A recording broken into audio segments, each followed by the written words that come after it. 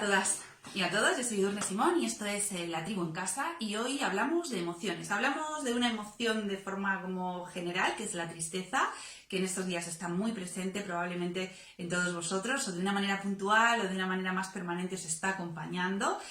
Yo me encuentro muchas veces con esta emoción a nivel personal, en las sesiones también, y me parece interesante poder hablar de ella. Así que vamos a hablar de la tristeza y de algunas circunstancias que acompañan a la tristeza, como por ejemplo las caras que a veces adopta la tristeza, como puede ser el enfado, que en el caso por ejemplo de los niños es muy frecuente, no solo en el caso de los niños.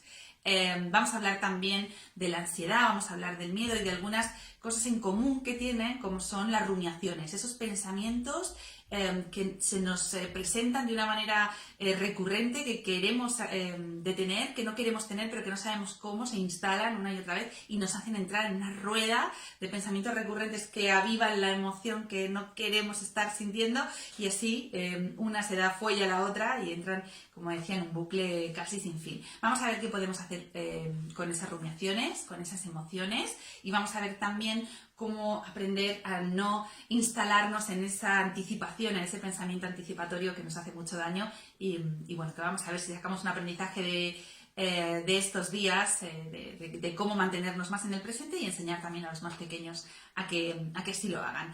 Antes de empezar, yo quería leeros una historia cortita, dura muy poco, es una historia del libro de cuentos para pensar de Jorge Bucay, que nos habla de esta confusión entre la tristeza y la furia, que a mí me parece que es muy gráfica y que, bueno, que espero que os guste y os ayude. Y dice así: la tristeza y la furia. En un reino encantado, donde los hombres nunca pueden llegar, o quizás donde los hombres transitan eternamente sin darse cuenta, en un reino mágico donde las cosas no tangibles se vuelven concretas, allí había una vez un estanque maravilloso. Era una laguna de agua cristalina y pura, donde nadaban peces de todos los colores existentes y donde todas las tonalidades de verde se reflejaban permanentemente.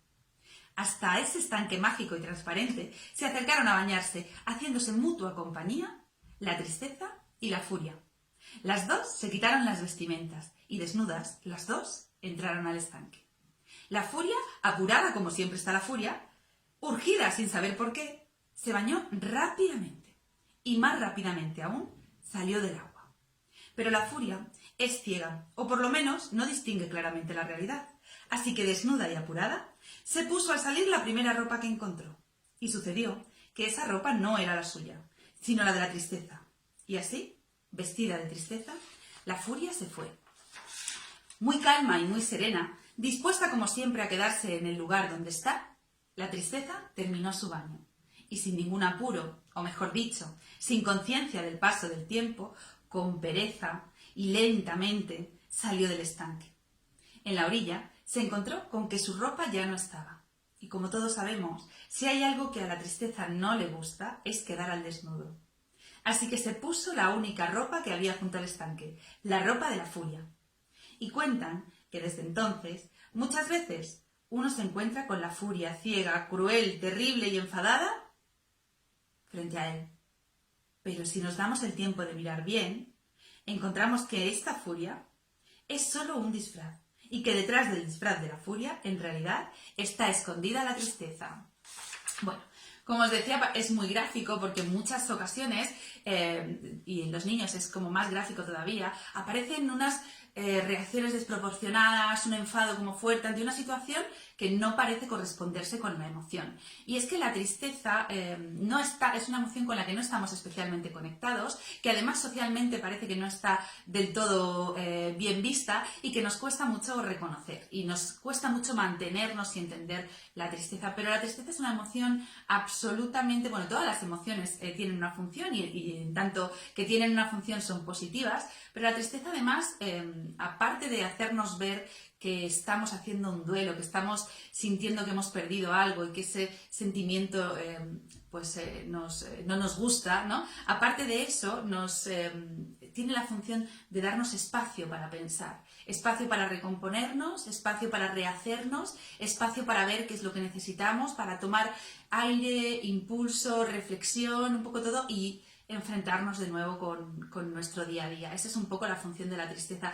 Por lo tanto, es probablemente la emoción que más tiempo pide. Es una emoción que principalmente nos pide tiempo y reflexión, ¿no? Nos indica eso. Entonces, si yo no soy capaz de reconocer que estoy echando, que siento que he perdido algo y lo estoy echando de menos, no puedo darle respuesta a esa necesidad, a ese sentimiento, no puedo darme el tiempo de ver lo que echo de menos, porque de entender que la situación a la que me voy a enfrentar no tiene que ver con lo que ya he soltado. Por lo tanto, necesito estrategias nuevas, formas nuevas de pensar, formas nuevas de relacionarme, necesito hacer cambios, porque hay algo que he perdido. Y cuando pierdo algo me enfrento a un cambio y en los cambios siempre necesitamos cosas nuevas. Así que por eso está tan presente la tristeza en estos días, porque incluso si todo nuestro entorno está saludable, nosotros mismos estamos saludables, si no tenemos incluso grandes pérdidas, no sé, económicas o laborales, todos tenemos un sentimiento de tristeza, porque todos tenemos la sensación de estar perdiendo algo, de estar perdiendo nuestra rutina, nuestras relaciones, de estar perdiendo, de saber que en lo que viene hay cosas que van a cambiar.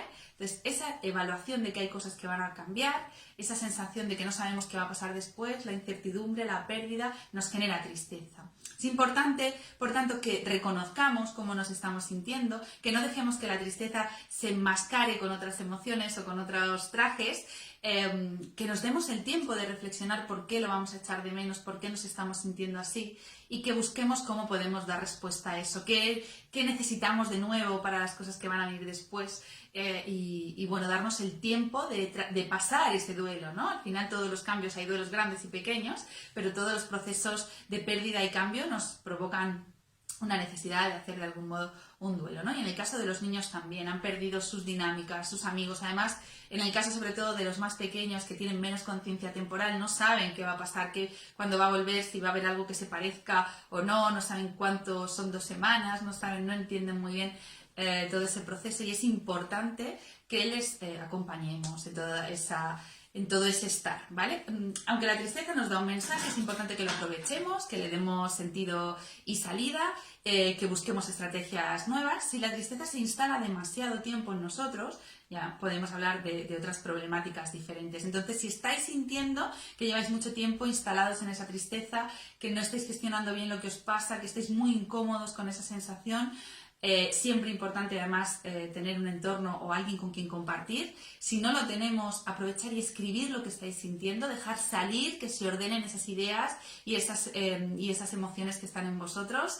Además de eso, muy importante el ejercicio físico en el caso del estado de ánimo, porque el ritmo cardíaco cuando está más elevado nos ayuda también a elevar el estado de ánimo, así que aunque no nos apetezca, eso es una pescadilla también, ¿no? Que nos permite que todo vaya mejor y rodearnos, por supuesto, de actividades que nos son placenteras, que nos aportan cosas gratificantes, siempre nos va a ayudar a que si el estado de ánimo está mejor, lo que nos llega a nuestro sistema nervioso también son otro tipo de hormonas, de sensaciones que nos van a regalar esas hormonas y vamos un poco como equilibrando esa sensación. Pero, por favor, sin evitar, sin rechazar esa tristeza que es normal que todos estemos sintiendo, cada uno por sus circunstancias, todos un poco por la de todos, daros ese espacio y daros ese regalo de la reflexión y de ver qué es lo que os cuesta tanto soltar, ¿no? También de lo que estáis dejando atrás y ver un poco qué hacéis con eso.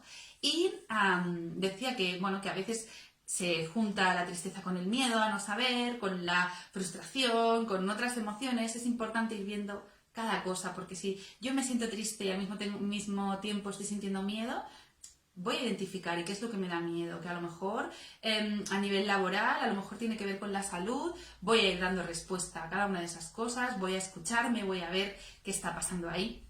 Y en el caso de los niños, exactamente igual.